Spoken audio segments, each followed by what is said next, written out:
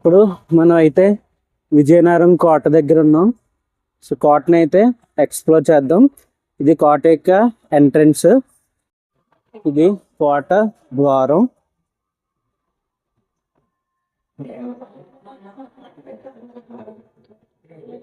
Wooden gate ఇది, కానీ చాలా స్ట్రాంగ్ ఉంది. కోట లోపలికి వచ్చాక ఇలా ఉంది.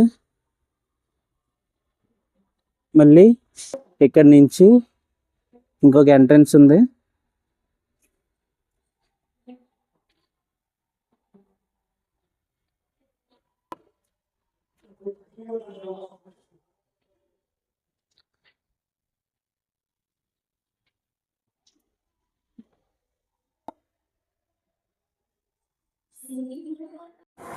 ప్రజెంట్ ఈ కోటలో స్కూల్స్ అలాగే కొన్ని ఆఫీసెస్ అయితే ఓపెన్ చేశారు.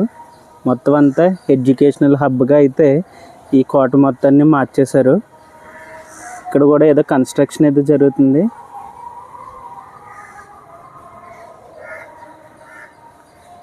చాలా పీస్ఫుల్గా ఉంది. కాకపోతే ఎక్స్ప్లోర్ చేయడానికి అయితే పెద్ద అయితే ఏమీ లేదని చెప్పుకోవచ్చు. ఇక్కడ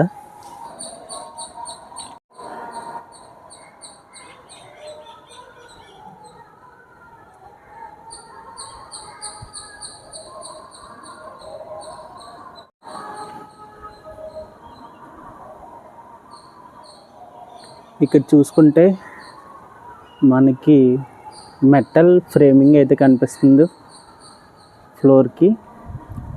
అప్పట్లో ఈ కాంక్రీట్ అది లేనప్పుడు ఏం చేసేవారంటే వుడెన్ ఫ్రేమ్స్ కానీ మెటల్ ఫ్రేమ్స్ కానీ యూజ్ చేసి సపోర్ట్ కోసం మనకి ఇలా కన్స్ట్రక్షన్ అయితే చేసేవారు.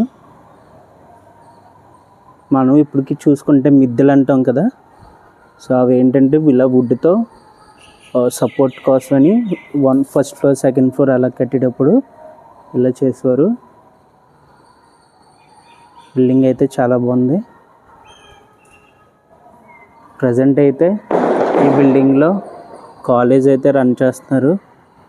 మనకి ఇక్కడ గోడ మీద కనిపిస్తున్న ఫోటోలు ఏంటంటే ఈ రాజ్యాన్ని పరిపాలించిన రాజులు. విజయనగర సామ్రాజ్యాన్ని స్థాపించింది అయితే ఈయన పసుపాటి విజయరామరాజు. సో ఈయన సూర్యవంశానికి చెందిన వాళ్ళు అనమాట.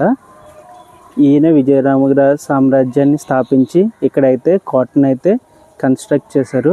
తర్వాత వీళ్ళందరూ అయితే ఈ రాజ్యాన్ని పరిపాలించారు. 1947లో అయితే ఈ రాజ్యం ఇండియాలో అయితే కలిసింది.